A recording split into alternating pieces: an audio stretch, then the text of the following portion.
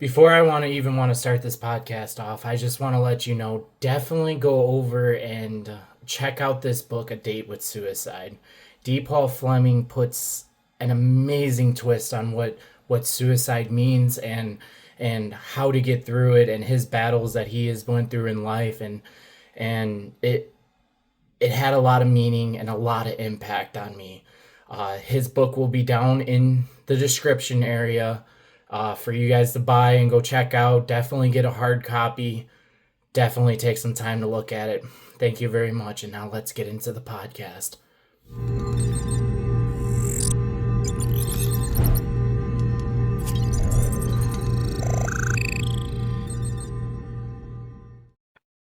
Welcome to episode 6 of Your Story Matters, where you can leave the bullshit at the door and be you. I'm your host, Sean Nicious. Today, I'm here with Doug Paul Fleming. How are you doing today, man? Hey, Sean, what's going on? Great to be here. Thank you for the invite. I appreciate it. No problem, man. And I just want to say, everything that you have been doing throughout life and just like all the stuff that you have done is just so amazing. And I attain to it in perspectives that I wouldn't even know. And especially with this book, Date with Suicide, I'm gonna have you tell a little bit about it, in which I wanna dive into a little bit of the beginning of the book and ask a little bit about your childhood and growing up. Well, you really just jump right into the deep stuff, don't you? Don't you, Sean? That's a heck of a way to start an interview. Yeah, so my childhood. The first book I ever wrote was a book called 2,442 Steps to Crazy, The Beginning. It's the beginning because it's a series. Book 2 is coming out a little bit later this year. But it talks about the brutal abuse that I survived as a child, and I never talked about the abuse to anybody. I've been with my wife, as I like to say now, for 50 years. Oh We've my been together, gosh, I right? would love to be in that situation. 50 years. Okay. In all that time, I never said a word to her or my 6 children about what happened to me as a child. The only way my wife learned anything about my childhood was when the book was completed and published. I handed her a signed copy and said, "I hope you still love me when you're done." She read it, didn't or couldn't talk to me for about a week. All right. Every time she looked at me, she'd start crying. All right. And then she finally said, "You weren't abused. You were tortured. And now I understand why you are the way you are, why you say things that you say, and why you do things that you do. I can't believe anybody survived the trauma you did as a child." And I left home at 14. And at the end of this book, you kind of see why. But it was a pretty rough childhood, to say the least. I was homeless at the age of 14. Finally got taken in by a family, and as I like to say, if it wasn't for two families, the Chases and the Anthonys, I would be dead or in prison, one or the other. Oh, that is so I want to know some of those things that for that trauma that you got there going at that at only 14. How did you get through it through like 14 till you're 18, and what did you do to try to combat that at that age and being in that mental process of understanding what life is? It's like, wow, I can't even believe it. I don't even know how to relate with that. Yeah. The first podcast I ever did, I'm gonna back up a little bit. The first podcast I ever did, the first question that was ever asked to me was, "What was your first memory of a child as a child?" And without skipping a beat, I said, "I remember being tossed across the air and landing on the corner of a couch and blacking out, and then going black." All right. And the next question was, "How old were you?" I said, "I think I was 5." Okay. Now that's my first memory. So my memories of my childhood, right through up to the age of 14, is all trauma. It's all abuse. One of my kids asked my wife, "Does he have any good memories of childhood?" No, I don't. And again, I struggle to find good memories. There has to be good memories in there. There has to be, right? There has to be, right? But I can't recall them. And I understand why, especially when I read books like Granddaughter Crow's recent book, which talks about trauma and the shadow self and so on. I understand why it's a protective mechanism. It's kind of a long story, but I don't have any fond memories of my childhood. In fact, the best memory I have of my childhood is when I finally left for the last time. I was homeless, but it was a hell of a lot better than where I was. And my biggest worry then was for my sisters and my brother and my mother, right? I didn't really worry about myself. I was worried about them. I'm not sure that So answered your question, but it felt like I needed to put that out there. So if you ask that question again, I'll do better at answering it. so 14 and 18, how was um what was your mentality in like trying to just get through to the point of actually trying to get in, going into the Navy and stuff like that, but which I know how you got into the Navy. But what do you remember any of the things that you did to just try to cope with what was going on around you? Do you remember any of that? I do. After 14, I've got, the memories are for the most part all good, right? It's a completely different world. It's kind of like getting out of boot camp, so to speak. You go through all the boot camp crap, and then you come out the other side, and it's like, okay, show me the real military. And the real military's walking around doing this shit, and you're like, that's it, right? It's like, oh, all right, right. It's not that big of a deal. But once I once I got out of that environment, once I started getting around, what do you call it? Normal people or families that I have, don't even know what that is. right, right, everyday issues, but you don't go to bed, you know, and sleep with one eye open, and you're not terrified that if you fall asleep you're going to wake up broken, right? Um, so 14 to 18, that'll be book two, one step away from crazy. We've got some great memories. I have some great memories because of the families that took me in and how they helped me. I mean, I worked full time right through high school, right until I left for the military. So my life was really about my highlights were football. Had some great friends in high school, and I mean great friends. I was for the most part a loner, but I tried to get along with everybody, and I wasn't always that great at it. You know, some of the things I remember was people always want to take a shot at me. They always want to knock me down. People either love me or hate me, and there's no gray area. So my high school years were kind of filled with that sentiment. People that I thought were my friends would come out of the woodwork and pick a fight and so on. And I had a reputation, and it wasn't exactly a good reputation, but I never lost a fight. So if I could know, like, talking about football, that reminds me of a big moment in my life when I was, well, it was a sad moment in my life because I did a deadlift actually, and I think it was like I pinched a nerve in my disc, and I had numbness down both of my legs. That ended my senior year, and uh, to which actually or I think it was like 4 or 5 years later, I got back into actually playing semi-pro football a little bit. And what was utilized in football to help you out, just to that form of hitting and just getting in contact with people? How did that help you out? Because every single time you got into that position, I don't know what position you were. What were you? So I was an outside linebacker and a fullback. Okay, so what did those things help you out with, just going through that time, thinking like just all the stuff that's been, your childhood, and how did that how did that push you to just have fun and be yourself? So last part first. I was never myself. When you're living in foster families, so to speak, or in environments that are not yours, you are never yourself. Never. When you grow up through with trauma all around you, you can never be yourself. You're always on guard. It's like standing a post, right? Your body's not your own. Your rifle is your friend. That's it. All right. Football for me was kind of a double-edged sword. I didn't like hitting.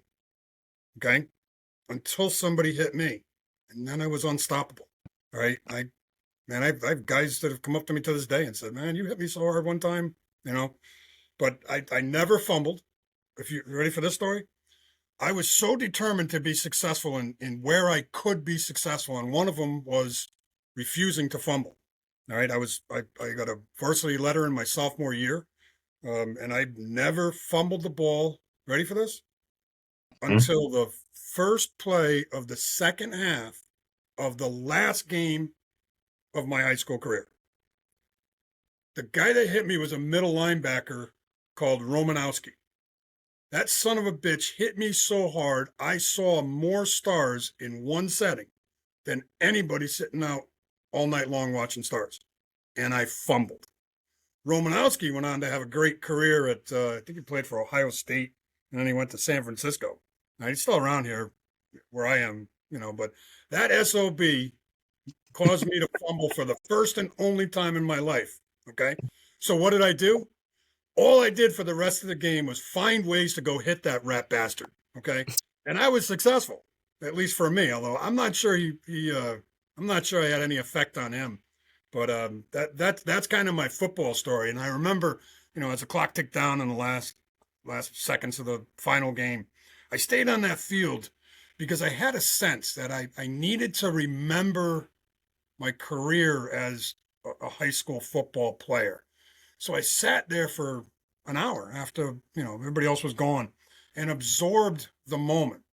And in doing so, something, and again, I have a tremendous faith, all right, something in the spirit world was kind of lining me up for what was coming. Okay. And at that time, I was, I was probably 2 months away from, I think it was 2 months. I was just under 2 months away from, signing my enlistment papers. Okay. So there were some other things kind of going on as well. But, my time playing football was among the most fun from 14 to 18. Second, probably to my high school, my high school class. All right. I've recently re-engaged with a bunch of them from high school. I kind of stayed away from it for a decade or three. But I'm having a great time now reconnecting with a lot of these folks, especially after they read my book, and that kind of answered a lot of questions for them. But, and by the way, reading people that read my book, mostly women. I'm not a big fan of hugging men, but a lot of women say, "Can I give you a hug?" And I'm like, "Oh, of course you can." Right? So there are benefits to telling your story, right? So here's the little thing. I love saying this because like it's a big thing in our trauma and how we figure out things. But these things are called our positive traumas, and how amazing those things can just really help us out. And I want to take another transition to another phase of your life that I remember in your book, The Date of Suicide, is when you talked about your grandfather. Tell me a little bit about that, because that not only resonates in me, that's what saved me that night. My grandpa saved me that night. So Was he alive or dead? during the time of my attempts, Yes. he passed away. He passed away about what 19, so 9 years he was gone. And that's my recognition. That's what saved me that night. Was your grandfather in the service? Yes, he served in the Korean War. One of the things I always say, the only thing I can remember is when my dad sent me a letter about his when I was in basic training. He sent me this letter about how my grandpa, he was in the process of earning the Purple Heart, but because of unforeseen incidents, all his paperwork got burned up, and he couldn't figure out a way to get through anything. through to anything or something like that. But I was only like 12 years old at the time, so I'm young. But that it just resonates in me. It's like it's Well, what did you saved. see him? Did you see him, sense him, feel him when you were at the point of suicide? Are you okay with me going through it? Of course. Um, so I'm because I wrote a book too. I'm working on publishing. I got which is kind of like the way you did it, going through the traumas and things to lead up to that point and stuff like that. Um, so that night, as I always say, it's a night in November 2019, leading up from all the relationship trauma and from your aspect, I look at the 50 years you've been in a relationship. I just look in awe because at the end of the day, that's all I want, you know. And um, I hear you, brother. uh, I was in that relationship for 3 It's years. okay to let those emotions come forward. I It's know. okay to let those emotions come forward. Okay. I know, and I'm okay talking about it because I've always talked about it, but I don't think I've talked about it in depth as I've talked about it. This is the first time I actually talked about it in depth. But um, that night, I was I from what I remember is I told her when I was talking to her, and we were just got out of a relationship. She got into another relationship so quick, and it was just so like daunting and stuff like that. I mean, she cheated on me for a year and a half, all this other stuff. It was just pure trauma. Like I should have never went back. I went back so many times, and this is why I hurt myself so freaking badly because I kept going back and just keep putting myself in that trauma of that relationship. And I remember telling her, if you hang up that phone, I think I'm gonna do it. I'm I think I know I'm gonna do it actually. I think that's what the conversation was. And I she hung up, and all I could this numb disastering feeling just came into my mind. I couldn't put to words what it was, and it was a you versus you battle, and I'm just trying to manage it and understand it, and I wasn't understanding it too well. I was losing, um, and that night I had that K-bar knife that I told you about, and my only thought was taking that damn thing, and yeah. um I'm with you, brother. Sorry. I'm with you, brother. No apologies needed. Letting those emotions come forward is healing. Let it Yeah. flow, and let it flow. But and I'm gonna talk to this pain because I know this pain too directly. But um, as I brought it up, and I had no emotions. I just didn't care. I didn't want to be here anymore. And, oh gosh, I'm trying to fight through it. You got this. Keep talking. You um, got this. but when I was up here, I just looked down, and the only thing I could see was this tattoo, this memorial tattoo, which my grandpa died one day after his 80th birthday of cancer. One day, November 20th, 2010. And at 12 years old, that resonated in my brain to tell me, like, I have a fucking purpose to be here. I have a fucking reasoning to be here. And this reasoning is this, and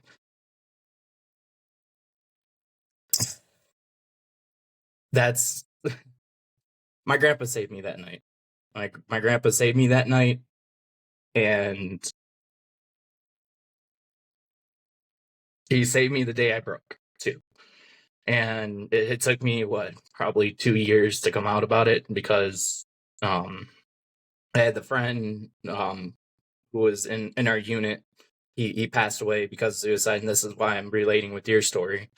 Is finding that out over the phone from one of one of my squad members, and he was like, "Dude, he did it. Did you hear about it already?" And I was going through that, and I was like, "Holy shit, what are you talking about?" Like, and like, it's crazy, you know, when you talked about in the date of suicide with you know, you you hung up the phone with the situation with Randy, you know, that resonated with me because, like, I told Victor, I told him, like, I was at a Subway because I had to go to the bathroom because I was driving home from Chicago, and I told him I'll call him back in like an hour or two, or not an hour, probably 30 minutes, I think it was. But I think I was sitting in that Subway parking lot, and he calls me. He's like, uh, he's gone. He, one of my good friends, he did it. The only resignation of thought I could think of was like, holy shit. And I didn't even know what I was going through around that time in 2020. I really didn't. I really, really didn't. I didn't know. And because that not only sparked a positive outlook, a positive reasoning, and the only thing I could think about after that happened is like, how can I memorialize this? How can I make an impact, you know? And how can I, because it not only secretly resonated with me, but it also triggered me back to that moment in 2019. I didn't even know it because I was so go, go, go, because I was working, I was doing Instacart, it was around COVID, you know? And the only thing I could think about was doing a ride. That's the only thing I could think about. And doing a ride, a motorcycle ride. Oh, okay. And that's where the first annual suicide awareness and prevention ride came up of, this one is for you, a suicide awareness and prevention ride. That's the very, very first one. And 13 bikes that went down to Plano, Illinois to have a memorialization for his family. And that sparked what I did. And so, like, circling back around, like, I've never told the story like in reverse. So, like, usually I would start with him, you know, then get up to the Never Forget the Fallen ride, which happened in 2021. That's where I start the story. I'm like a month and a half of networking, 40 sponsors, so many different types of people that were involved with it. And not only because I was talking about it so much, because I was talking about him passing away because of that silent demon, the only thing I could think about, the only thing it was doing was triggering me more and more and more and more and more. And I was coming out about my emotions. I didn't know what I was doing. I was like, this is crazy, you know, but like my mind's so focused on making this ride successful and doing the things I did, that not only the ride was successful, 140 motorcycles, 20, 30 Jeeps, amazing ride, but I was breaking 5 days. 5 days later, I came out. And then that's usually when I start the story and say that I almost lost my silent battle back in 2019. And it's, sorry, I went a little bit there. No, it's good stuff to listen to, Sean. Right? I say this all the time. When veterans are telling their story, they're not committing suicide. Exactly. Okay? And when people are listening to their story, it is healing, right? And that's to me, the most important part, to be able to help people heal. And that's what folks like you, vets like you, and all your efforts are doing. You are not only helping yourself heal, but you're helping an untold number of other veterans and the family members, the caretakers of veterans heal. Yeah. I'm proud of you for telling me your story. Very proud of you for telling me your story, Sean. Thank you. I tell it a lot. I really do. And I haven't told, that's actually the first time I told it that extensively, but like but like other people, or I've had some people just read the book, and because that it explains out the whole thing too. I'm thinking about switching the title to like it's turning from the destructive relationship into conquering demons. I think that's what I'm going to turn it into. So I stopped writing it back in 2022 because a form of starting healing and stuff like that. Because like after that day back in 2021, I could only start healing. I could only start working on myself and making myself stronger than I've ever been. And I mean, I had a lot of fucking tests thrown at me. I really fucking did. I lost my military career. Well, I always say to this day I lost my military career because of the relationship I went through. I'm gonna confidently say that because it is the reason, and mental health, it sucks. But like, yeah, and after that day, and what was it? So yeah, I got back into college. That's one of the biggest things as well. I got back into college. I got back into, because like I exited college around 2019. I was going after mechanical engineering.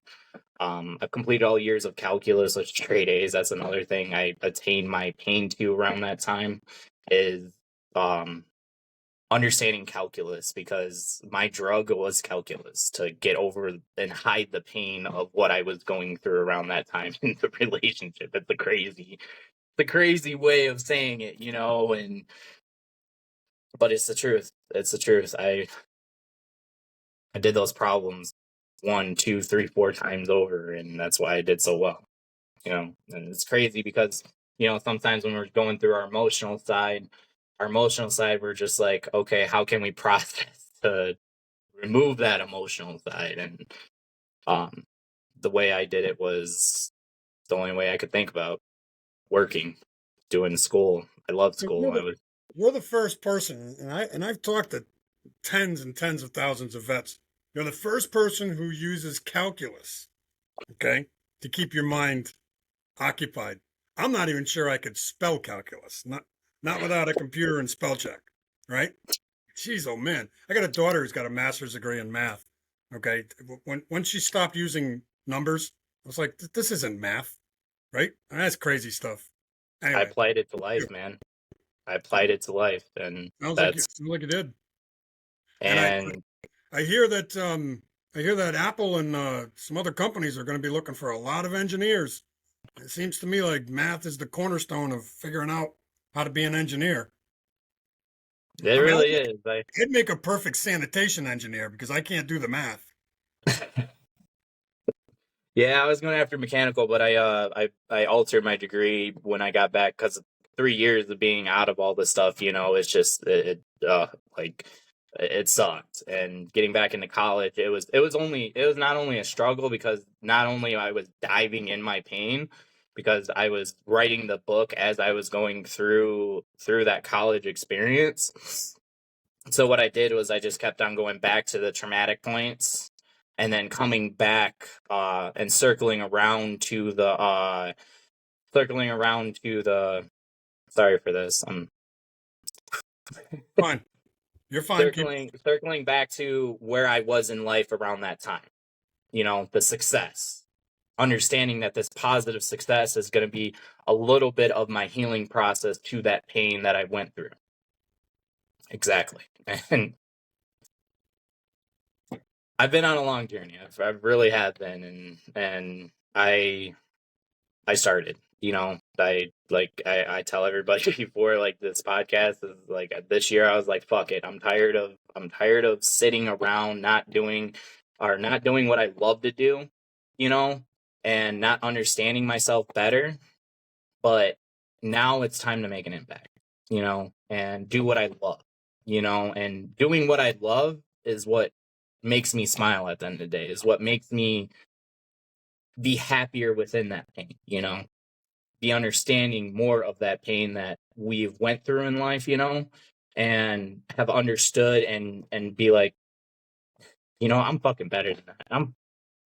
Can get through this shit. Like, it's crazy. And But I really, really want to circle back around because this is your story, so I'm trying. Can we talk So about a little bit about your grand? before you close that loop, you might want to consider jumping on James's. I think he's doing a Monday morning. He's down in Georgia. He does a Monday morning shout out, open discussion. He puts out. I think I just introduced you to him. He puts out a daily message, to reach out to fellow vets and to battle the demons. Don't. I think his tagline is don't make a temporary problem a permanent solution by taking your life. He does great message daily, and I've jumped on his calls on Monday mornings from time to time, but he does a great open call on X. Anyway, thought I'd throw that out there. I definitely will if I could if I didn't work. I'm a CDL driver. So. There is that thing of having employment, right? Yeah, yeah. So I haven't got to the point of being able to leave, and this is the only thing I ever do in my life, and I hope it gets to that point someday. But I'm just gonna let it happen if it ever does happen. So keep the faith, keep moving forward. That's what I keep telling people. Right? You're doing a great job, Sean. Doing a great job. thank you. It really does mean a lot. So I want to circle back to the question about your grandpa. What or your grandpa, right? Is our grandfather, as you say, I think in the book. Yes. Yeah. Tell me a little bit about him, because you were talking about in the story how he was like when he said some stern moment, and you were like you're just baffled for words to wait for his next response, and I attached to that. Like I really attached to that in your story, and tell me a little bit about your grandfather. Yeah. So one of my grandfathers, Native American, my great grandmother jumped reservation, went back to the North Platte River, and gave birth to my grandfather until the white man found him again, shipped him back to the reservation, and then he jumped to Carlisle School, and I think he was 14 years old. Um, Figured out how to claim he was white, joined the Navy in 1936, became a submarine sailor, spent the next 25, 30 years in the Navy, starting out as an E1, went to rode the ranks to become a warrant officer, and retired as a Navy lieutenant who had, I think he had 6 combat patrols in the Pacific during World War II, and then he went to Wisconsin to organize crews for the shipbuilding. Not too many people know. I didn't either until I really dug into his history. That Wisconsin was a big submarine building place. So like, what the hell are they building submarines in the middle of the country? Then they would float them out into the whichever Great Lake surrounds Wisconsin, and then they'd do the sea trials, organize a crew, run it down the Hudson, and launch it into the Atlantic. And Groton Sub Base was the kind of the cornerstone for all of that submarine force buildup throughout and after World War II. My other grandfather, he landed on the beach in Normandy, December 6, 1944. Never complained. Okay, he made sergeant and buck private 7 times. When I read his eulogy, all right, I had to do a little bit of digging, but it put together a number of stories that I'd listened to from him, and all of them were how him and his buddies would, hop the fence line in England or North Carolina, wherever the hell they were, throughout their training, and just go have fun and come show back up, early Monday morning, right? Whether they had liberty for the weekend or not. And that got him bumped from sergeant to a private 7 times. But, he had a couple of Purple Hearts, a couple of gold stars, bronze stars, gold stars, silver stars, bronze stars. I mean, he did a lot. His only complaint, it wasn't that he had to walk all the way to Germany. I don't think he made it to Berlin. Was he second mechanized, second division, second mechanized, if I remember his DD 214, right? But the only thing he was adamant about, never talked about the death other than, hitting the beach as a second wave beach in Normandy and just rolling up on all these bodies and the blood and such. But he was adamant that he said the bada army made us walk all the way back where we started from to get on a damn boat that took a month to get us home. So his only real complaint was that after he lost so many guys and walked all the way or marched all the way to Germany from the shores of France, his only complaint was having to walk back. You think these bastards would stick us in one of those transport planes so we didn't have to walk? So it's a hell of a story, and I still tend to his grave and others in the area of this particular cemetery. And one of the plots close by is a guy who was on the Missouri when Japan surrendered in Tokyo Bay. And that the irony of ironies is I didn't realize that until I was 10, 20 years out of the service, and that's the brother of one of the two families that took me in. So it's just kind of my way of paying back all the kindness that their family had showed me. And being a veteran, as I tended, and I still do, I tend to his grave and make sure the flags are there and so on. But I could ramble on about my grandfather, especially the one that landed in Normandy. But I'm thinking I answered your question. But if I didn't, let me try again. Oh no, we're just talking about your grandpa and what positive experiences he had, and even that's mostly what we're getting at. But the other question I would like to ask is, around that time, how old were you listening to these stories and understanding these stories? So I got to be careful that I don't say that my grandfather talked much at all. Okay, a lot of the knowledge I have of my grandfather landed on the beach in Normandy comes from other people. All right, because he really wouldn't talk, and then he agreed to talk to me one day, and I didn't show up, and I regret that immensely. Okay, so he was a little pissed off at me again. Veterans are supposed to do what they say, right? Man, did I get a lesson that day? You know what I'm saying, right, Sean? I got a lesson. So I know what you're saying. it's stuck with me. Okay, and he never let it go, and he never said a bad thing to me. He never put me down. He was always upbeat, always positive, always told me that I would make it in life, and so on and so on. Okay, but when I didn't follow through the way I had promised, he let it be known. He let it be known in a harsh way, but almost a dead silent way. Okay, his stories are so precious, and the fact that he didn't say anything for so long resonates with all veterans, and that's the stigma of what we have to get past. All right, we have to be able to tell our stories. We have to be able to. Otherwise, the cycle of suicide and mental health is just going to continue to resonate or repeat itself. I'm only in chapter 2 of Granddaughter Crow's book, but I know enough about my training as a seasoned holy man about how Native American tribes would manage their warriors when they came back from a battle or a war, or whatever they were doing to protect their lands or their families or their tribe. And part of that was they were not allowed back into the village until the shaman, the holy man, the medicine man cleared them and cleansed them of all the darkness, all the evils of what it takes to go to war. All right.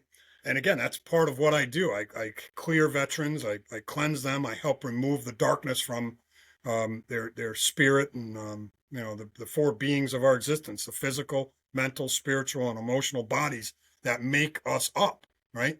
So part of dealing with warriors, servicemen and women, is helping them understand that the spiritual part of their path, their journey, and their healing is critical. And another part of that is understanding the legacy or of what Native Americans would do to release the energy from warriors before they came back into the tribe, so they didn't carry all that heaviness, all that darkness with them. In today's military, there's no such thing, right? And that's what I'm preaching towards of what we need. We need to get back to that mentality of being able to understand our physical, mental, spiritual, and emotional bodies and how becoming a soldier, becoming a sailor, an airman, a Coast Guardsman, just by the act of going to boot camp and losing all of your freedom is a traumatic event. For some, like me, listen, boot camp was boring.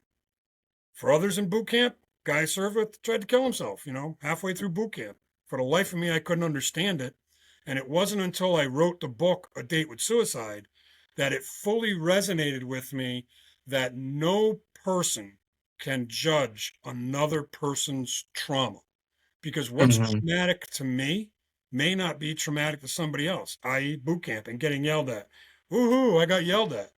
But other people get yelled at, and that's it. It's literally changes the chemical makeup of who they are. And I know I don't want to keep doing this, but Granddaughter Crow's chapter 2 explains how the chemical makeup, the adrenaline such that rush through us, and the mechanisms that we use without knowing it, our conscious and our subconscious, to protect ourselves. All of that stuff needs to be brought to light and to bear so that folks like myself and folks like you can understand that we're not really crazy. Yeah, we got issues, but we're dealing with things that nobody's told us about and nobody prepared us for or trained us how to take care of ourselves. How do you take care of your spiritual being? Well, people look at religion. Well, what's religion? See, I'm not a big fan of religion, organized religion. Okay, for myself. All right. Again, I'm a Catholic. I love being a Catholic. Parts of it. I don't like the structure, and there's parts of the Catholic Church that are freaking cringeworthy, right? But the structure of the church, people say to me, "Well, what part of the religion do you like?" Well, that's easy. If you watch the Catholics, again, they'll go up every Sunday. You'll go up and get your cookie, put it in your mouth, body of Christ, blood of Christ, and so on, right? Well, what's the priest actually doing? What's he got? He's got smoke and they're moving smoke. Well, it's the same thing Native Americans do, right? They sage, the 4 elements, tobacco, cedar, sweetgrass, and sage, right? So when the shaman goes out and clears the warriors, he's doing basically the same thing that a priest does every Saturday, walking around with the smoke, right? Omdi domdi, I'm clearing and cleansing you. Tell us what you've done. Confess. And the baby Jesus will forgive you of your sins, right? That's all part of organized religion. It's also part of finding your spirituality, right? Finding those bits and pieces that resonate with you, that help build who you are. And then you start leaning on those things and practicing those things. So I practice pieces of the Catholic faith, and I practice a tremendous amount of my Native American faith, which ironically has the same 3 things: the Father, the Son, and the Holy Ghost. They just call them by different names. Okay. So many religions are the same way. And I'll kind of close that loop by saying this. There isn't a religious, I guess I'll say, organization out there that doesn't have a flood story. What? Every single form of religion worldwide has some form of great flood story. Again, with exceptions. I've never read the Muslim book, okay, and that thing came around in the 500s, so the last flood was prior to that. Doesn't mean there's not a flood story in there. Just haven't read that book. My point is that you can circle the globe, and Ancient Aliens is a great one for this. I don't know how many people like the TV series Ancient Aliens. Great show. But they go into detail of how, you can go all over the globe, read the writings, read what's left from those places that no longer exist, like the Mayans down in South America. All right. And you read what they say, and they all talk about the flood story, same in India and elsewhere. Well, how is that possible? Right? How is that possible that every religion has some form of flood story? Well, it must be true then, right? How could it not be? So what I'm driving at is that I pick through and study so much I figure out and form what fits best for me, for my spirituality. I don't push it on anybody else, and I don't let people push their stuff on me. I listen. Some of it I agree with, some of it I don't. But finding our spirituality is a critical part to not just managing your mental health, but managing your existence. Physical, mental, spiritual, and emotional bodies. Those are the cornerstones of what we have to focus on in order to be able to move through life without constant anxiety, fear, panic, right? Oh, and by the way, you're going to love this one. Okay. I mentioned it, but I don't really dig into it on A Date with Suicide, right? I'm not a meditation guy. Okay. But for the life of me, the VA, the mental health private, and so on, everybody said, you got to meditate, you got to meditate, you got to meditate, you got to meditate. I ain't meditating. Okay. I finally said, listen, I either need to find peace or I need to finish this because I can't live like this. Exactly. I said, wait a minute. So what's this meditation I'm supposed to do? I said, man, I'm not going to sit there and do this kumbaya again. I'm not putting it down. It is any form of meditation, whatever form of meditation a person does is perfect for them. I'm just not a big Om guy. So what I did was I just said enough. And I closed my eyes, put my head back and said, how does this work? All right, listen to your breath. So I focused on breathing in through my nose and out through my mouth. Okay. Yep. All of a sudden, I realized that my anxiety was gone. And I'm talking about razor blade tumbleweed anxiety, just churning in my gut. And I mean churning. And then, again, that meditation was less than 5 minutes. But for a split second, maybe 2, maybe 3, the anxiety was gone. And when I realized it was gone, my eyes snap open, and all of a sudden it came back and boom! Hit me right back in the chest. But it wasn't quite as powerful. A little bit of time goes by, it's right back where it was. Okay? So I start doing a little studying. Okay? I say, all right. So then I started teaching myself from bits and pieces of everybody else's way of doing things. And I found the fundamentals of what worked for me. Okay? And that's what I'm trying to get people to understand. Whether it's meditation, whether it's figuring out your physical being, your emotional being, or your spiritual being. Okay? Don't try to conform to somebody else's way. Okay? Take all of their information and do it your way. What you'll find is there's pieces that you love and there's pieces that you don't. Keep focusing on the pieces that you do, you enjoy, and build your own faith, so to speak. Yeah, that's amazing. I love the whole aspect of the four different beings, that four corners, as you say in your book, and how those represent ourselves, and how it pushes us to be a complete being, and that we here's a little bit about some of the things I think about. How I evaluate things is and this goes back to calculus. We have we have this infinity spectrum that goes out to infinity. Then we have this negative infinity in spectrum, and then we have 0. Positive infinity is your processed emotional side. How you process emotion. How far can you extend that process so far out that you're just like, whoa, holy shit, like that was me, But you have your negative infinity side, which are your negative numbers, your negative emotions, emotions is your negative infinity. Okay. 0, as I define 0 is the middle of life. And how you get to 0 is the way you become happier with life, how you understand life. And how I put it in with process versus emotion is that once our brain, our processor pops, and we have this cursor that goes along this line, the processor pops us all the way back out to our emotional side that we have no damn understanding of. And we're so numb to the fact of trying to figure out what it means, and then we start healing and bringing that negative infinity back to zero, even though we get popped out so many damn times that we don't understand what the hell's going on. And then we come back and we get to a glimpse of what zero is. It takes a while to get to zero. It really does. But when you're at zero, and but then as well as like even with emotional side, you know, you go back out, but you have this small little cursor on the other side that pops up after you break your processor, that goes out as well to try to combat that emotional side, if you get what I mean. Do. And then your zero is my finding peace.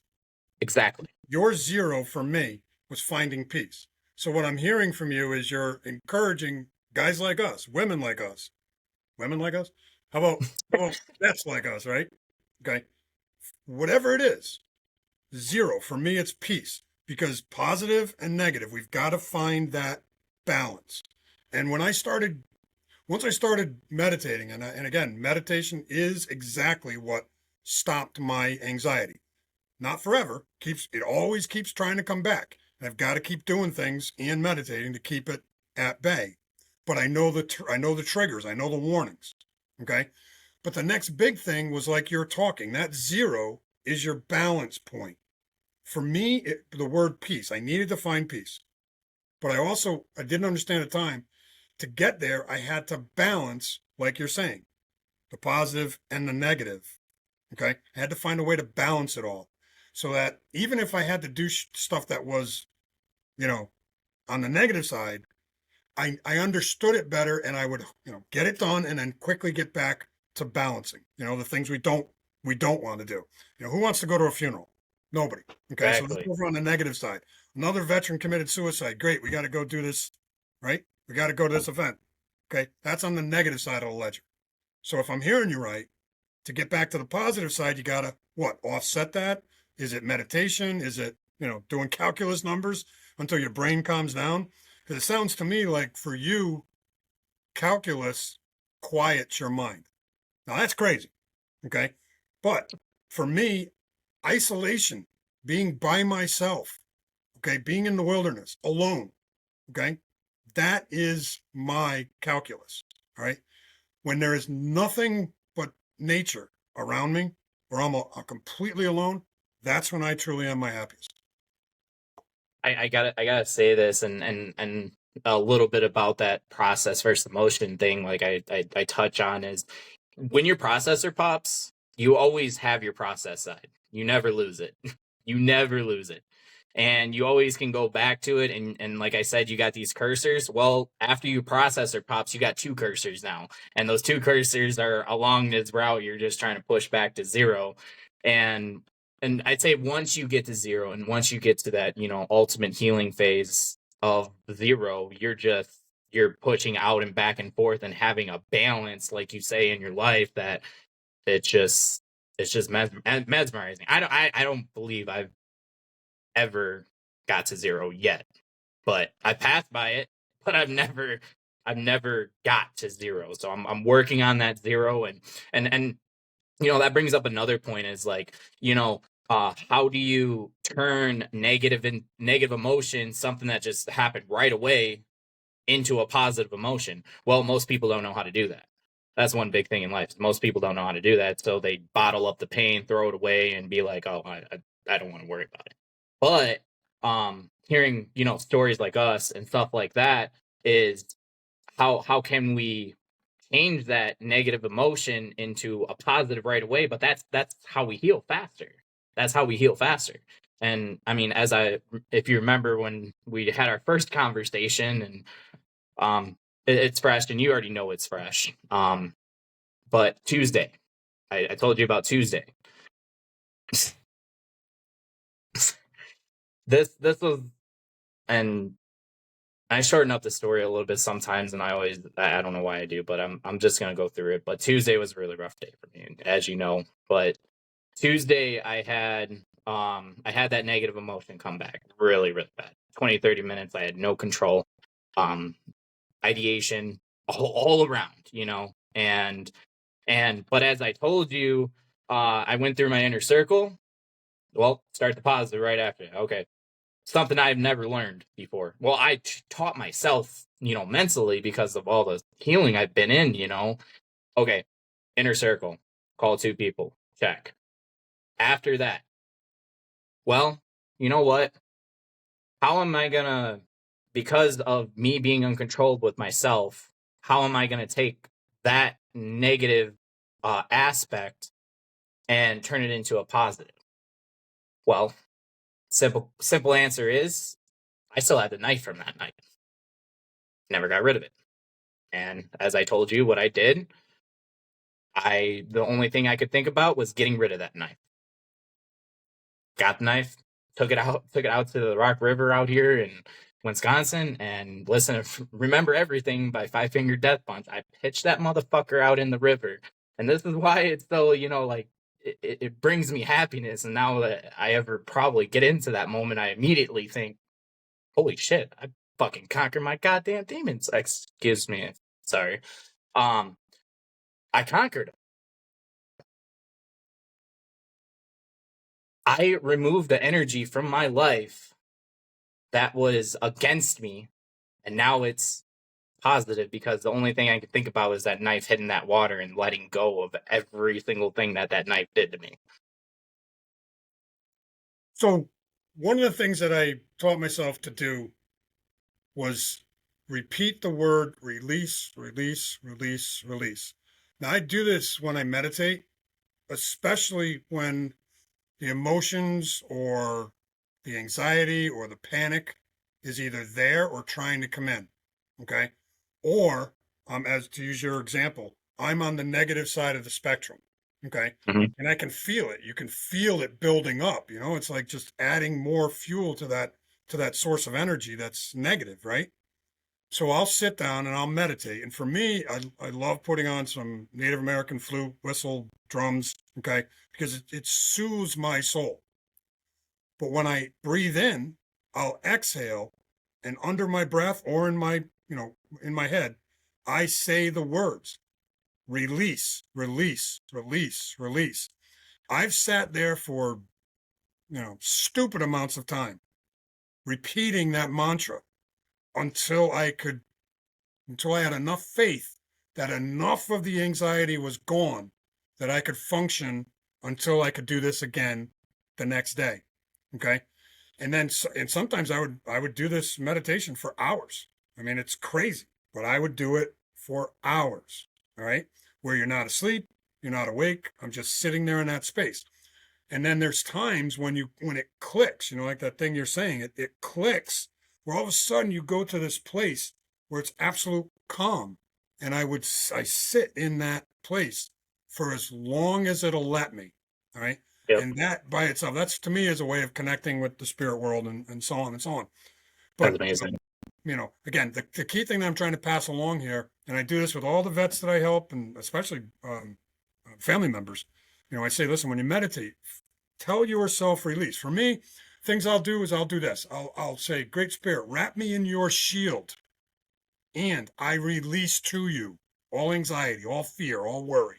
Release, release, release. And I'll just keep repeating that mantra until it's gone. And for me, it's very, very effective. Again, it doesn't happen overnight. I got to stay at it and I got to keep working it.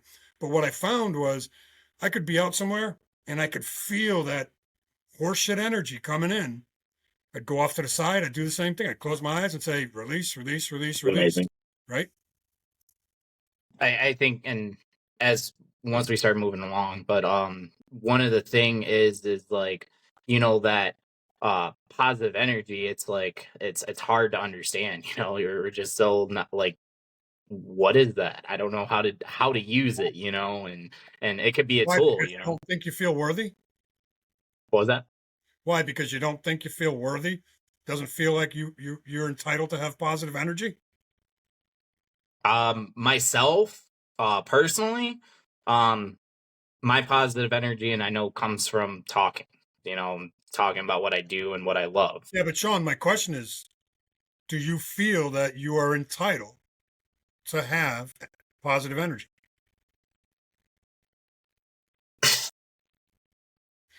Do you feel you deserve happiness? Yes. And in the short answer yes, but Why the reluctance? because I have a purpose, and sometimes like I get along that purpose and I lose track of where my happiness will be, you know? And I try to figure it out and stuff like that, but like the only thing I could think about is, doing what I love. And once I start thinking that route, it's like, okay, all right, this makes me happy. This makes me start smiling. And sometimes like throughout this last month, like I would be smiling, I would be talking about it, but I would be so like uneasy with it, if you get what I mean. So uneasy with it Oh, I because get it. yeah. And it's a constant feeling. It's never like it looks like I'm happy. It looks like I'm doing it, but in my mind I'm like, uh I'm not okay. I know I'm not okay, but it's okay to not be okay. And if I constantly put that through my brain that it's okay to not be okay, I will be okay. So why is it that vets like you and I don't feel worthy? Because we got a higher purpose that we want to attain. Because we have a mission, I feel like it is, and we get attached to that mission, and we feel we put ourselves in a lower point, especially with people of respecting people and having this higher respect for people than we think we do. Like me to you, for example, like I have so much respect for you in the world. Like I respect all my vets, but I feel like I feel like it triggers my military career. It triggers my So, military career. What was that? so what's missing? Uh the Why abandonment. do we vets feel this way? The abandonment. The The abandonment. abandonment, especially one thing that you talk about during your book, um, with I had so high like expectations, talking about the release of leaving the military and stuff like that. It was difficult. I didn't want to go. And you were talking about, oh yeah, I was like really really excited, going up to my exit date and after my exit date, I wasn't in the right mind. I was depressed. I mean, the moment I left my last drill date, I was bawling. I felt like I didn't fulfill my purpose. I didn't fulfill what I wanted to do, and that want was, getting back into going after active duty because I was the Illinois Army National Guard, and then going warrant officer. Talking about your grandpa, I was that point me. I wanted to go warrant officer, become a pilot, do all these other types of things and stuff like that, and I have a loss. I'm very lost in the point of view of I didn't live up to what I wanted to live up to. So I look at life and I try to reach happiness. I reach for happiness. I probably don't ever get to it, which I'm gonna want to work on now and work on that different situations and try to settle the pain and go work through it.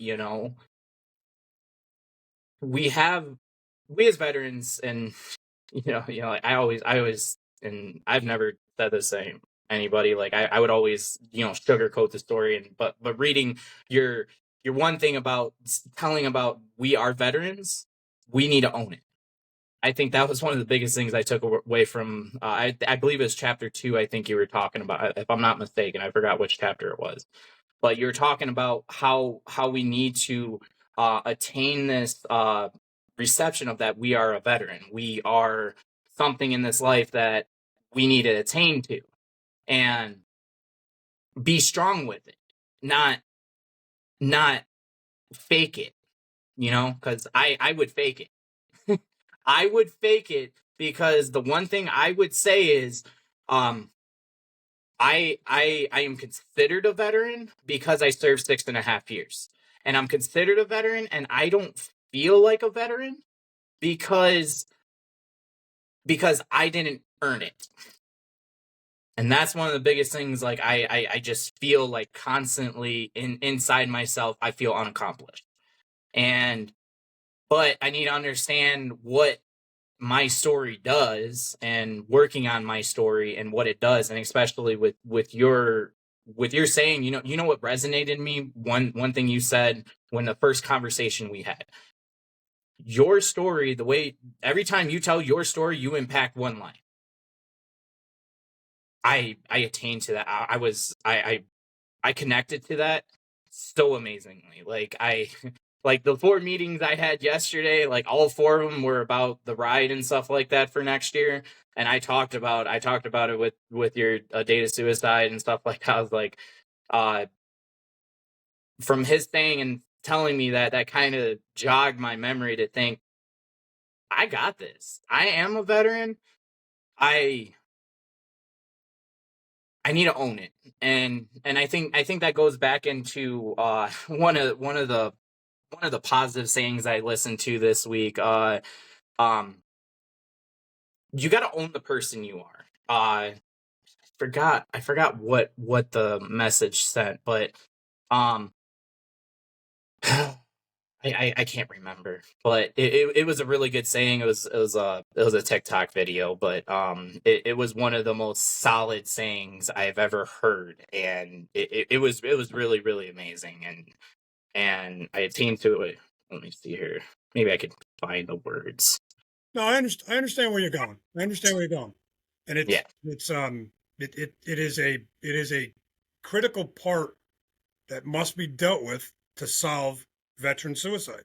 Again, you said what I keep saying, and that's the world keeps telling us that we need to fit back into society, back into the civilian fold.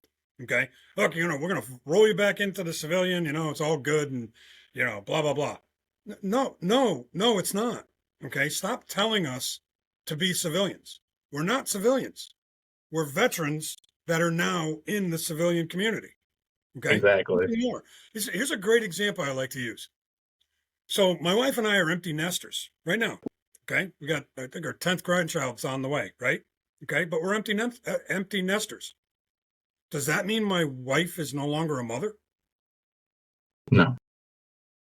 But she doesn't have any kids at home. All her kids are grown. They always come back. They always need it in life, Well, aside from that, but how come we don't tell mothers that once they become grandmothers or once the nest is empty, that they're no longer mothers? Right? I don't know. Why don't we tell mothers that, you're no longer a mom, right? Go back to being pre-mom, right? Your kids are all gone. And why the hell do we tell veterans to go be a civilian? We're not civilians. We did 2, 4, 6, 10, 30 years of being a veteran. We're not civilians. Just because you have empty nest doesn't mean the mother is no longer a mother. She doesn't act differently, does she? When the kids show up, she's still the mother, right? But when we show up in society, we're expected to do the opposite. We're expected to be like them, not like us. And that's the trigger, okay? We don't fit in. I do not fit in the civilian world. So many of the vets I talk with say the same thing, okay? I don't trust a civilian past my wife, period, okay? Most veterans, at least the ones I talk with, do not trust a civilian, period. When you talk about veterans, now they'll kind of do a quick process before they'll determine whether or not they'll trust a veteran, okay?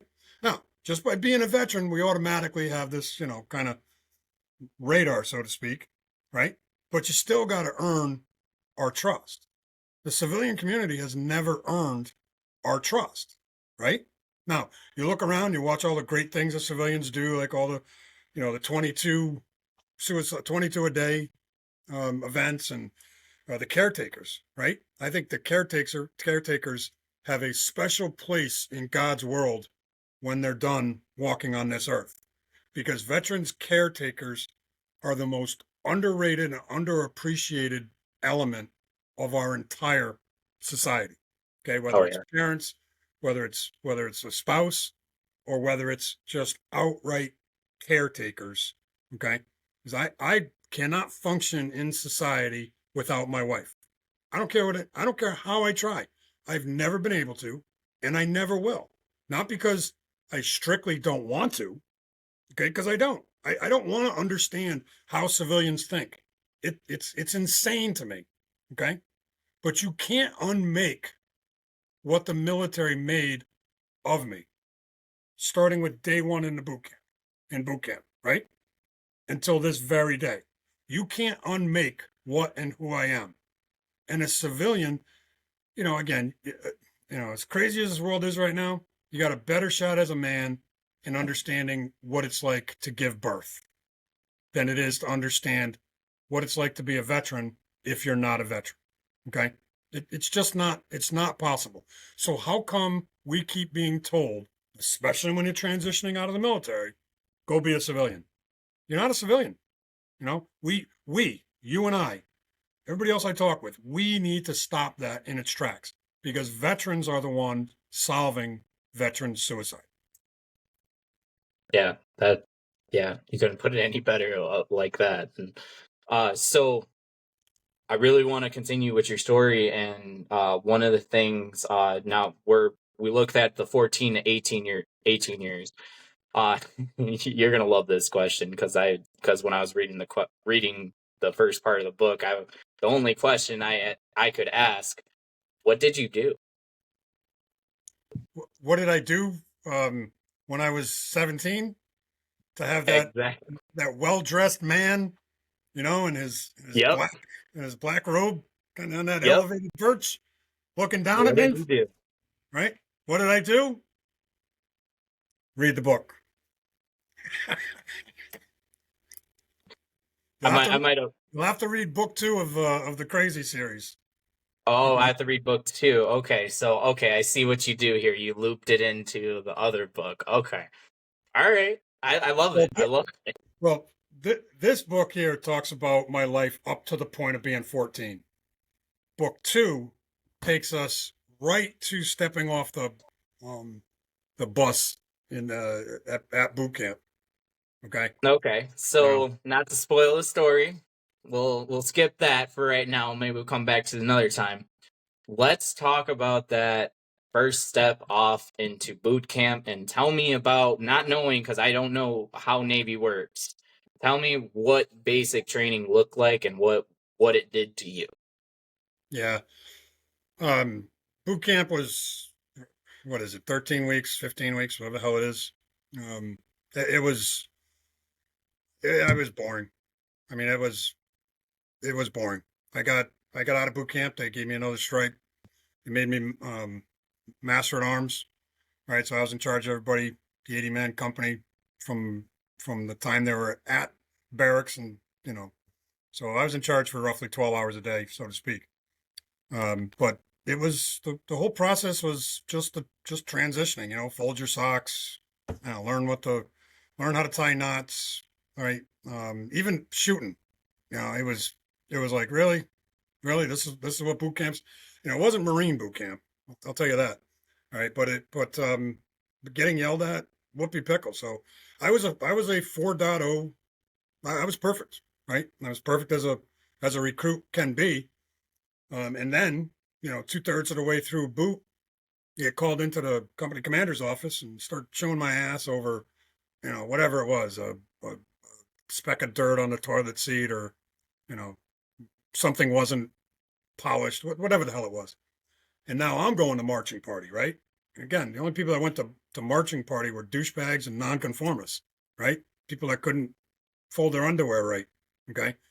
So now I'm being punished, and I was pissed, right? Pissed. Never had my chit pulled, never. I mean, I gig line all of it, right? Loved it, right? I mean, squared away. And it was easy.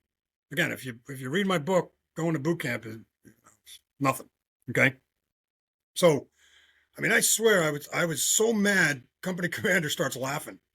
Right. Now I'm really mad. Okay. So he goes, go ahead, recruit, speak your mind. And I'm like, yeah, I know this trick. Right. So I didn't say anything. He goes, no, I'm giving you permission. Go ahead. I'm like, well, sir, this is bullshit. Right? I didn't do anything wrong. Why am I being punished?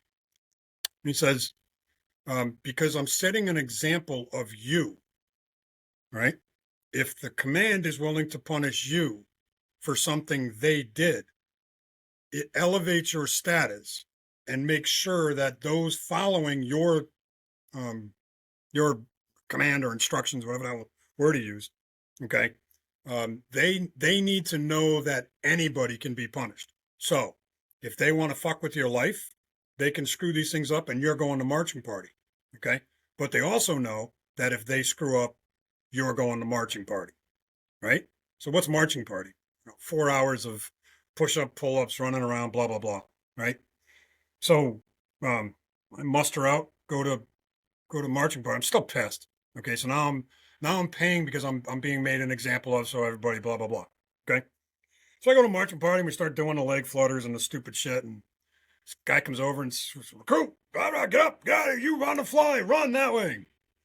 So I ran to the next building and went inside, and there's these E5s and above playing cards, smoking cigars, no alcohol, but coffee and so on. As soon as I go through the door, and I said, "You Fleming?" "Sir, yes, sir." Right? "Good. Go make another pot of coffee. There's food in there, so help yourself." And of course, I'm saying, "Great, here, this is another trick, right?" You're trying to be graceful. Right? Well, it wasn't. So the most memorable time of my entire boot camp, short of the guy that tried killing himself, was that marching party, and the fact that I was being made an example, even though I didn't do something wrong. If you're going to be in the chain of command, you're responsible for everything. That's the lesson that I learned. And it resonated to me for forever. It taught me to accept responsibility for everybody that you're responsible for or to, right? So that's the best lesson I took away from boot camp. Probably can't tie one of the knots I was taught. Probably couldn't fold my underwear to save my life to this day, right? I could then, okay, but once I left the military, I'm not quite sure I folded. I'm not quite sure I folded another pair of underwear in my life. By the way, I probably still have the same underwear, right? No, I'm kidding. But Yeah, the I'm boot talking camp, about that, like that resonates, like me with boot camp. Like I forgot how to fold a bed. I haven't done that I mean, I can semi do it, but I haven't done it in a while, so especially losing some of those things from boot camp and losing some of those organized, and especially like one of the things is going through this type of stuff, you become real unorganized when you start going through trauma. yes. I don't know why it is, but like you lose track of process, you lose track. Yeah, it's because chaos loves chaos. Okay, so trauma is chaos. Okay, so it is important for anybody that has gifts, for people that can see behind the veil. Okay, it's important that you stay organized, and I preach it to all fellow vets who are dealing with trauma. And it's the more organized you can be, the less chaos is around your world. So you start looking at things as everything is energy, right? Science has proven, glass, even though it looks solid, is still a liquid. And if you look at a 100-year-old piece of glass, the bottom is bowed because glass is a fluid solid. It's constantly moving. Okay. So if you look around and all of this stuff, has energy, all of it. Well, if it's chaotic energy because it's all commingled and doing all this stuff it's not meant to do, when you separate it and organize it, okay, it's balancing the parts in a harmonic way around you, okay, so that it helps your energy stay balanced and not get into chaos. I mean, there's 1,000 tricks like that I've learned to help myself, help understand triggers, and help my emotional being, right, and my mental being manage the mental health issues I have, right? Can I give you a good comment? The only thing I'm thinking about right now, balancing those steps, those 2,442 steps, and if I'm not mistaken, I think I got a good idea and what those steps go through, and so And like I could tell you, you know, reading your book, the only thing I could think about was I know something's coming. I know something is coming. And as soon as, and like I could just say, like, as soon, like when I was reading it this morning, I was up at McDonald's for like 3 hours reading it, and last night I was like 4 or 5 hours reading it as well, because I'm a slow reader, but I attain knowledge pretty well. And so when you immediately said when you had the conversation with the lady on the phone and the lady said he was gone, that's when my mind like snapped. Like, the only thing I could do is keep reading. And when I called you, like I was just continuing reading, and I was like, wow, this is just getting really, really good. You know, you had the incident before that, which was Brandon, and which we'll get to a little bit later down in this podcast and stuff like that. And but those things, like the way you bring in the reader with asking them questions and stuff like that, because like throughout the whole book you were asking the person that's reading the book question and trying to snap them out of if they're in that reality right now or if they're not in that reality, to start looking at those realities. And I think that's huge, because it brings the reader in to understand that, you know, the whole big saying of it's okay to not be okay. You can be okay in your way of mind, not anybody else's mind, because no one can understand your mental health like you can. And that's just one big thing. That's just, and I think I put when I was talking to this one lady for it's Out of Darkness walk, but I told her, like, no one knows no one knows the intelligence on your mental health like your intellect, which goes in the same thing. I thought that was like really, like, wow. I came up with that. I was like, so that goes, you know, uh, hand in glove with veterans understanding veterans. Mm-hmm. Okay, why? Because the hardest battle we're ever going to fight is our battle within. Exactly. And we're all going through. Now looking back at, like, you know, basic training, and because I remember when you talked about the experience you had, you were just like, and like as a reader, I was like, wow. He looked at that and was like, you didn't know how to react to it. You know, we're talking about I think that happened in basic training, right? Yeah, if I'm not mistaken. The guy from the Bronx who tried to kill Yes. himself. Yeah. Yeah. So talking about that guy, I was like, wow. Oh. So and that made me think, like, your date of suicide, how you portray the date of suicide, is attaining to these different aspects in your life that has happened. Exactly. A date with suicide. All these dates that hit trauma on you, you didn't even know it. You seen it, but you're like, I don't know how to understand it. And then you came up to the point of that time with Randy, and how that clicked everything, and you're like, oh, and you're like, now I have to really start understanding this, because not you lost a really, really good friend, and it's the hardest thing in life is to lose those friends, and that's what kind of like pushes us forward to understand our mental health and understand other people, you know. And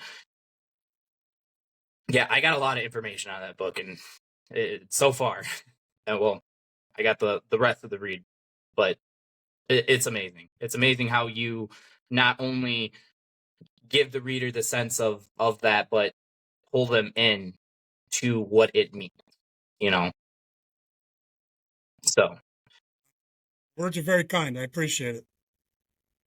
exactly. And so I do want to talk about now, we'll move on. Let's talk about after basic training and to the day that you left the military. What positions did you acquire? What accomplishments did you make throughout that time that were memorable to you? And I know you said you had over like 40 or 50 different types of positive things that you did with the Navy, but what about some of those that really collect in your brain that you're like, I'm proud of? You gotta break that question down a little bit. It's not quite sure what you're asking. So let's actually start with your the places you were in basic training. So we're or not basic training, after basic training. You were on a sub, right? So let's actually talk about that first. Your sub. Talk to me about the process of getting onto a sub and getting into that mental work of being on that sub. Tell me a little bit about that, because I've never met anybody who's been on a sub, so this is first Yeah. for me. Yeah, so my boot was out in San Diego, and I had 6 months of school out there after boot, but I it was all self-paced crap. I got out of it in 3 months and got a handful of citations and accommodations and so on. Went on to sub school in Groton, Connecticut, um, and then got assigned to the fleet. And the boat I was on was doing a 6.5 month round the world tour. Kind of left Groton, went east, and came back when there was no more east to go around. But so my first adventure was getting into a place called Diego Garcia in the middle of the Indian Ocean, and then my first time being submerged was a handful of days after being on the boat, and we dropped for 76 days, and that was my first run underwater. Qualifying submarines is a 1 year process. I got it done in 89 days because the captain said to me, I need you guys qualified, and I need you qualified. So I was cranking, which is doing mess duty from 0500 to 1830 every night. And then I qualified submarines in between and after that, and qualified driving the boat, helms, planes, below decks, qualified all the watch stations, shotgun, 16, 45, and all that crap. I did that on that first deployment, which was a 6.5 month run. So by the time I came back from our first deployment, I was a fully submarine qualified crew member on board the USS Dallas SSN 700, made famous by Tom Clancy and his movie, The Hunt for Red October. That's not only the boat I was on. That's that picture up on the wall is actually the USS Dallas Oh. doing its annual emergency blow test. But submarine world's a wild place. We did a lot of stuff. I was on that boat for 3 years, 2 months. We were deployed for 2 years, 1 month. Part of that, one of those deployments was during Operation Obtain Document 3, and like I like to say, I was there when we went after Gaddafi the first time, in the 1980s, the mid 1980s. So if you ever look up Obtain Document 3, it's when Gaddafi drew his line of death across the Mediterranean, said, "You will not come in here." Reagan said otherwise, and sent us and a Navy fleet in there, and went after Gaddafi. But when I came back from that deployment, it was the last time I ever trusted anything in the media. Period. Yeah. We were there when I came home, and when we read and watched what the media said we did, I was like, it's not what happened. Okay, I was there, and it just wasn't happening. They said we bombed hospitals and so on. It's just not true. The Libyan gunboats came out and bombed their own facilities. And again, you don't have to believe me. I was there. Okay, but it was also all recorded. Okay, all of it. It's all recorded. Okay, so who knows? Someday those things will come out. I'm thinking about writing a book on that thing, Obtain Document 3. I think it'd be a pretty good story. Maybe I can compete with Tom Clancy for make it the second greatest submarine story ever told. Right? Never know. Put your mind to. You never know. One of the things I want to ask. So during that first deployment was so that time you got your first trauma experience. I think you bring up in the book about I forgot about what it was. Is like you got attached to something, and can you lead me through that story again? I'm not sure which one you're talking about. It was the so on um, kind of a little background. If you're not familiar with the Walker family, they were a family of spies that sold our cryptography, the way the way the military talks secretly, right? They stole our, they were cryptographers who sold our crypto, not currency, right? The way we communicated uh, to the Russians. So the Russians were reading our mail. So we ended up doing information transfers by hand. So we'd have to, you know, chop out of the op box, surface, go up, get hand transfers of actual orders of what we're supposed to do or other information because they couldn't trust the cryptography, the secret, um, like the Germans had their Enigma. It was broken, but the Germans didn't know it was broken. Well, we knew that the Walker family had sold our secrets, so they knew they were reading our mail. So one of these times we're doing this transfer of information, and I got sucked between the top of the submarine and this ocean-going Navy Yep.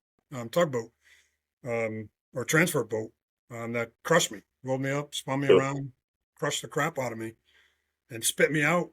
But what I remember is floating above the submarine, looking down and watching them pull me out of the ocean. So and they Wow. stuck me on So you bunk. came out of that hatch. Wow. Oh my gosh. Well, I don't Cool. remember the next 30 hours. So I remember floating above the submarine, watching them pull me out of the ocean, and then, I climbed out of my bunk 30 hours later, right? Back in our op bunks, back in our op box, you know. So again, it's classic, right? If the operation doesn't end because somebody gets hurt or killed, right? You just keep going. Exactly. Exactly. And that's the mentality that you have to have, and Although in the crazy to civilian think, world, if you get a sliver, the whole corporation has to shut down, and do a safety check. right? Oh gosh. So you had two deployments, if I'm not mistaken, 3 or 4 years No, of no, we had multiple deployments. I was you had deployed multiple. for 2 years, 1 month, while I spent 3 years, 2 months attached to the Dallas. Just that one command. We were deployed for 2 years and a month Two total, years and a month. not one constant run, just a series of 3 months, 6 month, 2 month, 4 month runs. They say that Dallas was the hottest boat in the Navy. Looking back on it, yeah, we were always deployed. So tell me a little bit about because and when I think submarines and stuff like that, like I think a little bit of claustrophobia, because like you're down in the water for the whole time and stuff like that. Tell me about some of the things that you went through, like that 2 year and a month deployment, the things that you did to pass time. What's some of those things you did? Yeah, passing time. So the seconds drag on forever, but there's no real marks or gauge. So time passes, but every second drags by, right? Okay. So, but there's nothing to really memorialize it except for major events. Okay. So, they say that sinking a submarine is something to worry about. Submarines don't worry about sinking; they worry about fires. Okay, my first deployment, we had 5 fires, and I Wow. never counted much more after that. But we were constantly battling fires, and if you can imagine just being in your house and having the worst hoarders in the world occupying every single square inch of your house, black out all the windows, okay? Make your house rise, fall, tilt, dive, and so on, nonstop, okay?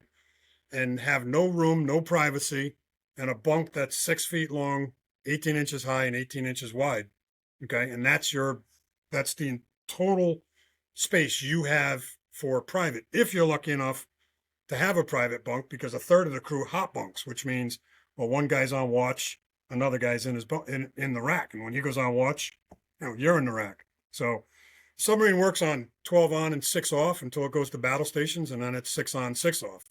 We did months on end of 6 on, 6 off. To this day, I won't eat peanut butter.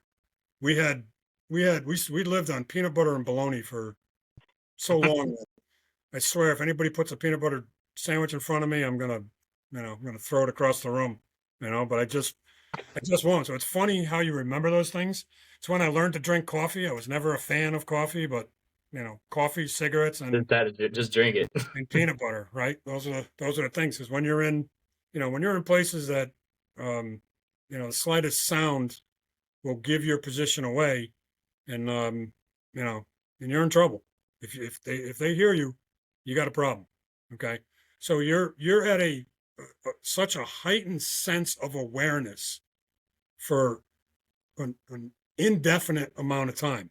Because again, when you're in those places, there's no clock saying, we're going to be here for X amount of time. You're there until it's done, period. As a matter of fact, when we outchopped out of Libya, they had sent another boat in to replace us. And then they got caught and they had to leave. Right. And they sent us back in.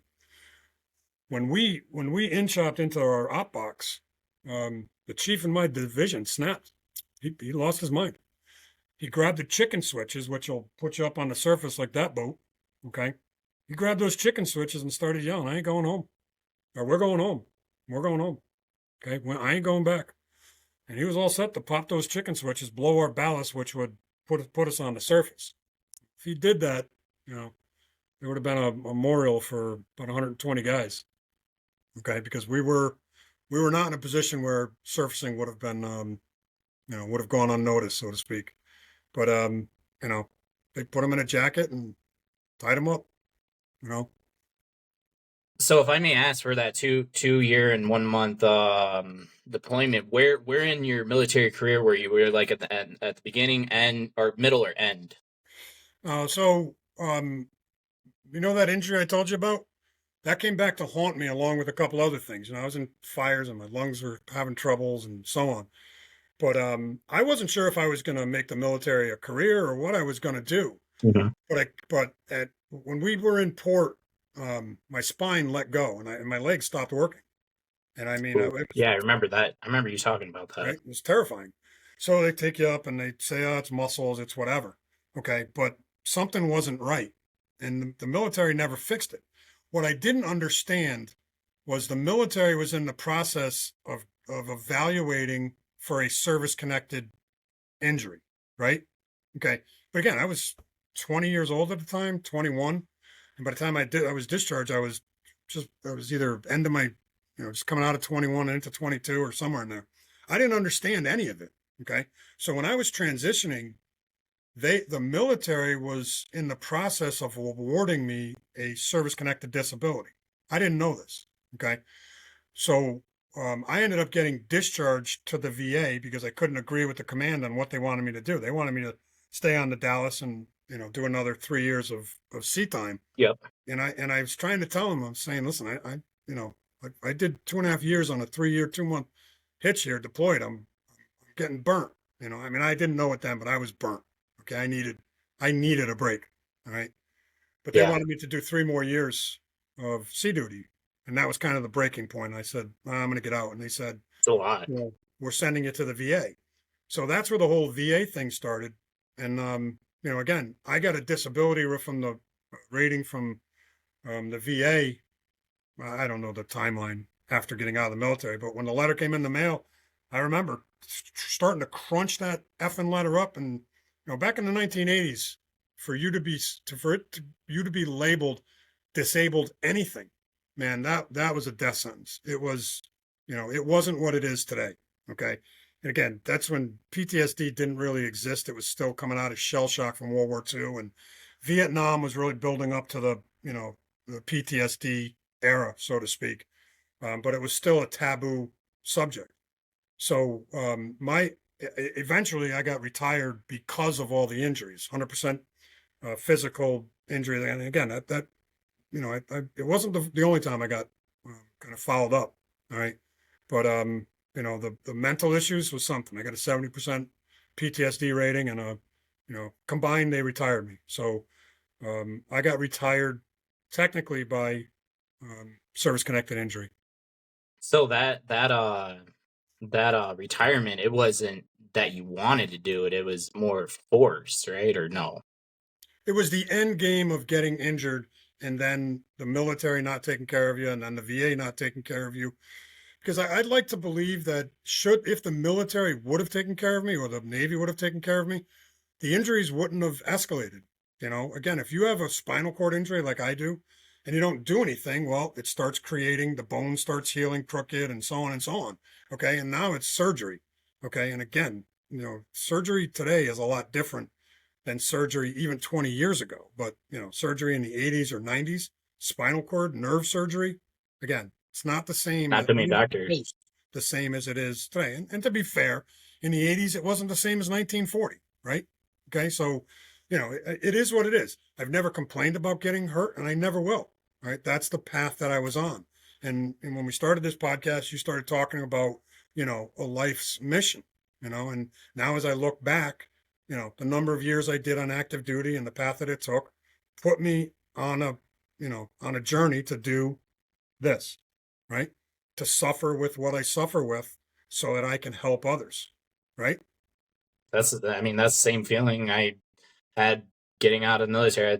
I thought my passions were transferring, and doing these rides and stuff like that is kind of like my ultimate form of my healing process is going on these rides, putting these rides together, because it takes a lot of work to put these rides together and get all the police escorts and all the other stuff that's needed behind it. And yeah, and just to dive in a little bit and dive into what I have planned next year, August 22nd, and this is, and I know you say like 40 to, I remember you saying 40 to 50 deaths. That's the suicide rate and stuff like that, and it's crazy. It's it sucks how they report these numbers. So stupid. Have you seen Operation Deep Dive? No, I have not. So Operation Deep Dive, which gets published every quarter in At Ease Veterans Magazine, and I apologize for not looking at you while I'm No, you're okay. while I'm flipping through it. Operation Deep Dive is a ongoing study on multiple states. It started out with Columbia University and this organization for Operation Deep Dive. Okay, and now it's with Duke University in North Carolina. But their conclusions are the closest I can get to. Okay, here's Operation Deep Dive, and it's probably not really showing real well. Yeah, you're good. I got it. This is the this comes up in Christine, a Navy corpsman who was the chief editor-in-chief of At Ease Veterans Magazine. She publishes it every quarter with her magazine, and it breaks down how the VA manufactured their numbers, even to say 22 a day, and in 2018 they manufactured their math to say that we're solving the veterans problem. There's only 17 veterans suicides a day, which anybody that's ass deep in this quagmire knows is horseshit. Okay, well, it gets into the weeds where it explains how the VA only has access to about a third of all veterans. Okay, and that means only a third of veterans have actually ever filed with the VA. Otherwise, the VA doesn't know you exist. Okay. Unless you put yourself in the system, they don't know you're there. Okay. Exactly. So when I do public speaking, I ask the crowd, I say, what percentage of people do you believe are, does the VA know about? And I've heard people say, well, I'm in the VA and it's less than 20%. Okay. Well, let's just work off of a third. Let's just say a third of veterans are known to the VA. Well, if they're using their paperwork, which only shows a third of all veterans, and their claim is 17 or 22. Well, common sense, not calculus sense, right? Common sense tells us triple the number. If there's another 2/3, if they're only dealing with a third of the population, and there's 22 a day, 22, 44, 66. Okay, let's take their low number, which again is bullshit, and 17, right? So what I sit here and say is we are losing north of 50 veterans a day to suicide. Operation Deep Dive supports that. They go into the report I read, they're in 10 different states, pooling tons of information from multiple sources, coroners, um, local police, okay, veterans groups, okay, VA hospitals, private clinics, private therapists, and so on, okay. And while they're not saying the number is north of 44, of north of 50, they're saying it is clear, there is a clear path to show that at least 44 veterans a day are committing suicide. Okay. What do I think? I think the number continues to explode. I think we're heading, if we're not already there, we're more than 100 suicides a day. The other sick part about the VA is they say of the 17 a day that they claim, they've managed to reduce the number to, right? Yeah, show that they did do it. 13 of them commit suicide by gun. Okay. Again, another bullshit number, right? The majority of veterans I talk to never talk about using a gun to commit suicide. They talk about all kinds of other stuff. One vet I talked to said that we were on this podcast when this whole thing was kind of talking about, but one of the guys didn't want to be identified. He had decided that he was going to kill himself that night. In his pocket was a bag of fentanyl. Okay. He was happy as just going about his day. And this other veteran just had a feeling, stops at this place on his way to work, goes inside, sees this guy, hadn't seen him. He bumped into him a couple times, goes and sees this guy, pulls him aside, starts talking to him. Okay. Guy starts crying, pulls the bag of fentanyl out and says, I was all set to kill myself today, but you just stopped me. Okay. It's crazy what a veteran can do for another veteran. But the point I'm trying to make is the majority of suicides in the veteran community are not by gun, right? I've watched guys that have survived insulin overdoses. Okay. Drug overdoses are the most common among veterans. And here's the thing. They call them drug overdoses, not suicide, right? Yeah. Because it is because of the mentality you don't want to be here anymore. So I'm going to use that. Did you write a note? About what? Sean, did you write a note saying you were going to kill yourself? No. Okay. Did not. Okay. Let's put you over in the didn't write a note column. Okay. So what, how many veterans overdose and don't leave a note? I'm going to guess 20, 30 per day. Okay. How about alcohol? How much alcohol can someone drink in order to kill themselves? Listen, I tried hard to figure that one out. Right. But Great Spirit had different plans for me. Okay. Which ironically, my wife used to say when, for years, when my blood work would come back every 6 months, and she would say, how's his liver? How's his liver? How's his liver? And the VA would say, oh, his livers are fine. She'd go, Jesus. Right. Not because she wanted me to die, but because she wanted something to happen to get me to stop drinking, So, I finally ended up saying, I've had enough. I mean, I don't quit anything. Right. But I just kind of grew tired of drinking, and I really don't anymore.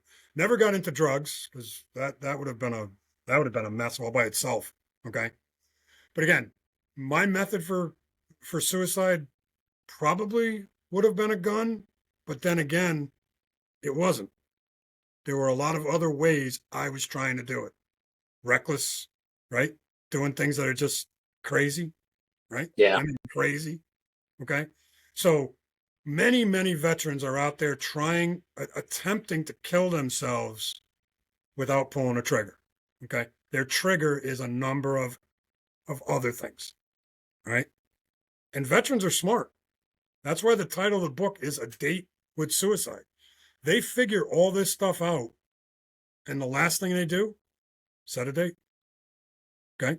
Just like the military trained them. Put your plan together and put an end date. Okay, now that you got your plan, all right, when do we launch? Right? Okay? Exactly. That's why the book is titled A Date with Suicide. My mission is to get to veterans before they pick a date. Okay? And I believe, again, the number of people who reach out and tell me that my books have saved their lives, speaks for itself, and I gotta put this out there. I firmly believe that everything written in that book is written by Great Spirit through me, and I just simply do the typing. Okay. It's genuinely you, man. I It ref- really is. Like I could tell you the way you write your book, you're writing consciously. You're writing consciously because you're reliving those memories in your life that's had the impact on you, and you try to react to them in different ways I forgot the name, the specific word, but metaphors, maybe. I don't know what it is, but you attain it to something afterwards and be like, oh yeah, this and this attain to this and this, and in a different way, a different perspective of how seeing your story unveil, and it's Well, here's the crazy part, Sean. I didn't really learn to start reading until the early 2000s. Okay. wow. I barely got out of high school, and I mean barely. Okay. The only reason I did well in the military is because of the system of training. If I had to sit there and read the books, I would have never been anything but a bosun's mate in the Navy. The way the training was video and, visual, I That's me. excelled. Okay. That's me. Because I couldn't read to save my life. Right. And writing, Christ, I didn't know the difference between an adjunct professor and an adjective. Right. I couldn't tell you. Right. I don't know what the hell it is. All right. But when I was, when Great Spirit said, you're going to write this book or you're going to live forever until you do, I started writing. Well, here's the fun part. It works out that I don't know as though I'm a writer. I'm a pretty good storyteller. Okay. So I try to tell the story in the writing. And now I've got a book coming out called The Mysteries of the Wyndham Inn. It's a 300-400-year-old building not far from me, that's now on the historical register. And it originally there was a woman hanged in this area from the early 1700s, and her ghost still walks up and down the streets. Okay, it's not just legend. There's people that witness this all the time. Okay, crazy stuff. All right. So I decided, all right, let me try something. So I'm almost done with this book called Mysteries at the Wyndham Inn.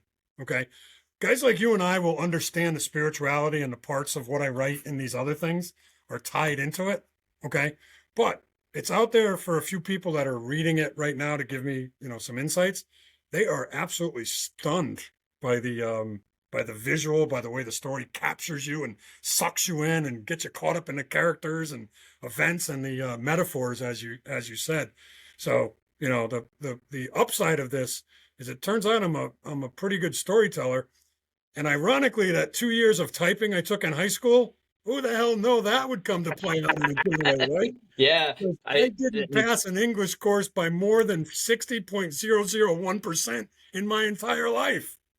I love writing essays. I love writing essays, and just to add on to that, and this is maybe something you could think about, is like when we write about emotion, it flows. Yeah.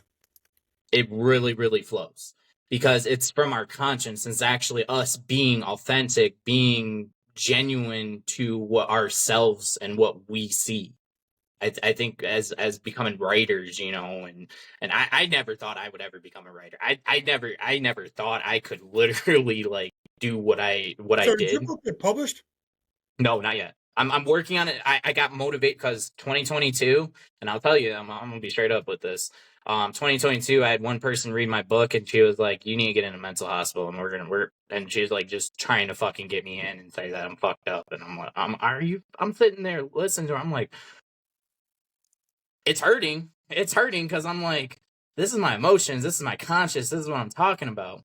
Well, I closed that book in 2022 and I never touched it until February of this year. And because someone motivated me that read it, and I was like, because like I was, and I'll tell you this story. I was sitting in Lakeshore Harley, and I was talking to the general manager, the one lady that's in motor clothes. She sat and listened to my story a little bit, and her husband lost his silent battle. I don't know what things that are, but I've attained to that, and I was like, "Do you want to read my story and why I do this stuff?" And she was like, "Yeah." And she's a master in English, and she was like, "I want to help you to get this book published. It's a really good book." She read the whole thing, and she was like, "That was my second reading, someone reading my book, and be like, this is very, very positive. This is something you can you can do. You just got to have a lot of work put into it. So I'm going to sit down with her and try to start going through that. I reread it like 2 or 3 weeks ago. And the only thing I could think was a lot of positive thoughts, which is good. So when I wrote this, okay, I threw it away 5 times. Took me over 2 years. Okay. You know, I went through who the hell's going to want to listen to my story, man? I don't matter, right? You do matter.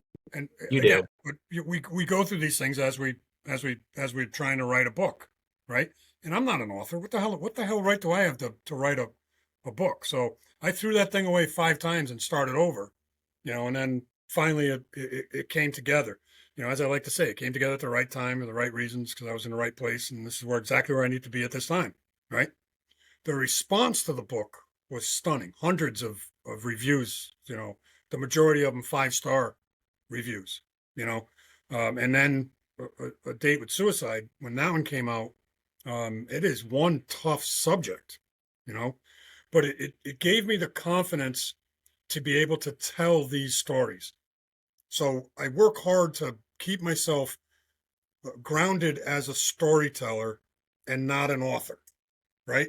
If other people want to look at me as an author, you know, go ahead. I don't have the formal training, all that stuff, but I've always been a storyteller, and now I'm just, you know, typing the same story. So everything you're doing and everything you're going through is all the same crap I went through. So and others. I mean, I've Bob Dunn and you know, Bobby's story. I don't know if you saw that or not, but you know, he just published his story. So I have helped and encouraged countless vets do exactly what you're doing, and that's tell your story. We never know who it's going to resonate with and whose life it's going to help. We just need to keep moving forward every single day and keep the faith.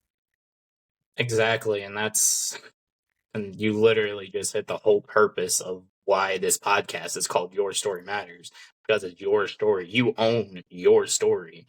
The way you tell your story, like you said, impacts lives. And that's the way I want this podcast to go, is to understand these, not only the negatives and the positives of this story, but though all those negatives and positives are with us, but we need to understand how to move forward and move forward for that anxiety of the future, because that's a huge thing. Anxiety of the future is hard to deal with, but it takes time, it takes effort, it takes motivation, it takes dedication, it takes everything in your own willpower to push through. And I found that throughout my story, and me telling my story and getting my story out there, and it's how you react. Every action has a reaction. Yeah. How do you have that reaction? I like to tell vets this: put yourself back in boot camp, okay? And you're at day 1. You got 12 weeks, 16 weeks, whatever it is. That's what you need to do to successfully navigate this mission of reclaiming your life. Okay, put yourself back in the boot camp mentality. You got to be disciplined. You got to be determined. You got to focus on it, and you have to say to yourself, "I'm going to win. I'm not going to fail this. I'm going to get through boot camp. Period." Okay, and you don't focus on anything more than what you got to get through today to get to the 13-week point and get through boot camp. Okay. Speaking of which, it's getting a little bit long here, Sean. I think we've been going for 2 hours. I'm happy to jump on another podcast with you, you know, next week or the following week. I think you do a great job, you know, and I come on anytime and as often as you like. But and I hope you're going to break this up into a couple of different episodes. You're going to, you know, you're going to cause people to drive halfway across the country trying to listen to us. Right? So, yeah, this is what we'll do. Yeah, let's put a break on this, and then let's come back to, because I wanted to talk about Brandon, and then as well as the Randy story a little bit more in depth if you would like. And then of course talk about this four parts of your being, and I really want to dive into that, because I think that is the whole pinnacle of your book and what it means. And so, yeah, let's do like next week or the following week, whichever. We'll get back on that. But I want to exit this first one. I always love to ask this if you ever watched any of my podcasts. But the last thing I always ask at each and end of podcast is, what piece of advice, and we'll ask this like 2 or 3 times if we have to, if you like it, but one piece of advice that you would give that would be motivational to others, that would impact them to move forward in this life.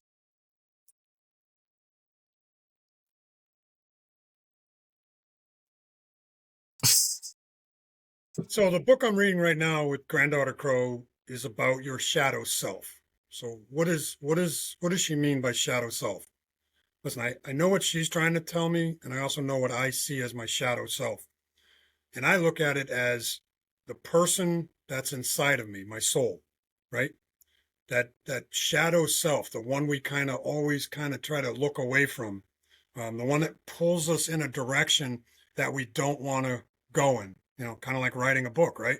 Your shadow self is telling you to run a podcast, Sean, okay? But you keep doing everything you can to not look at your shadow. So what would I encourage them to do? First and foremost, never give up, okay? I'm not saying, don't throw a temper tantrum and kick the tires and, throw some leaves around. Look, temper tantrums are what they are. They're useless, but at least they burn some energy. And then pick yourself back up and get back in the fight, okay? Every day is either going to suck or be great, but wake up every morning, say a prayer, ask for guidance, surround yourself in positive energy. I don't care what you feel like. It's a struggle for me to get out of bed every day, not mentally, physically, okay? Every single joint in my body hurts like hell, okay? It's a fight to get out of bed. So I have to say and find a way to do something positive by surrounding myself in positive energy, right?